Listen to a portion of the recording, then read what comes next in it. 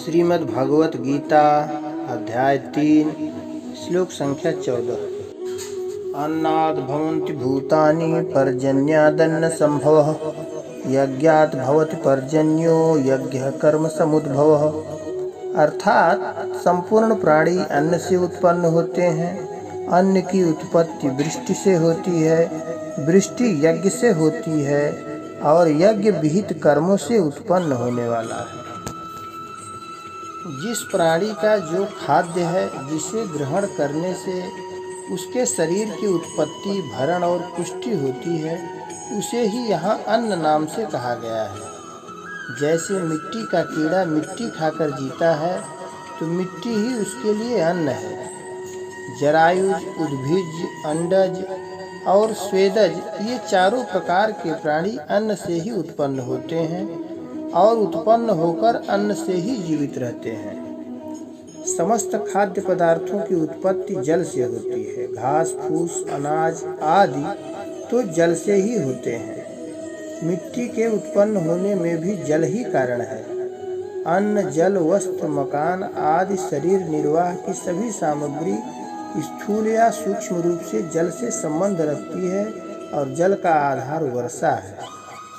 यज्ञ शब्द मुख्य रूप से आहुति देने की क्रिया का वाचक है, परंतु गीता के सिद्धांत और कर्मयोग के प्रस्तुत प्रकरण के अनुसार यहाँ यज्ञ शब्द संपूर्ण कर्तव्य कर्मों का उपलक्षक है। यज्ञ में त्याग की ही मुख्यता होती है।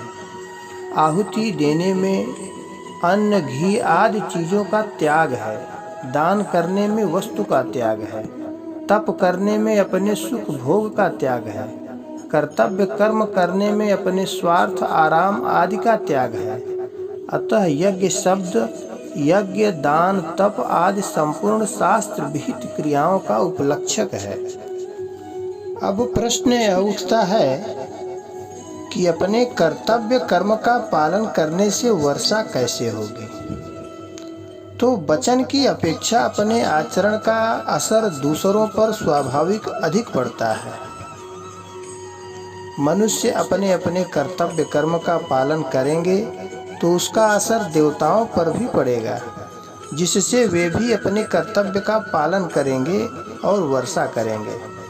इस विषय में एक कहानी है कि 4 किसान बालक थे। आषाढ़ का महीना आने पर वर्षा नहीं हुई तो उन्होंने विचार किया कि हल चलाने का समय आ गया है। वर्षा नहीं हुई तो न सही, हम तो समय पर अपने कर्तव्य का पालन करेंगे। ऐसा सोचकर उन्होंने खेत में जाकर हल चलाना शुरू कर दिया। मोरों ने उनको हल चलाते देखा तो सोचा कि बात क्या है, वर्षा तो अभी हुई नहीं, फिर ये हल क्यों चला रहे हैं।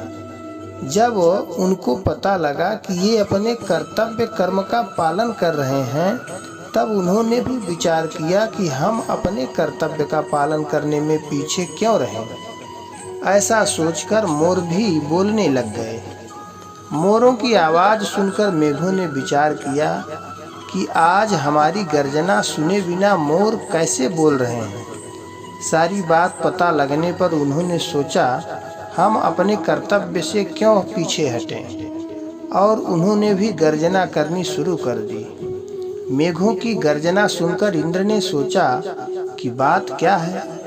जब उनको मालूम हुआ कि वे अपने कर्तव्य का पालन कर रहे हैं, तब उसने सोचा कि अपने कर्तव्य का पालन करने में मैं पीछे क्यों रहूं।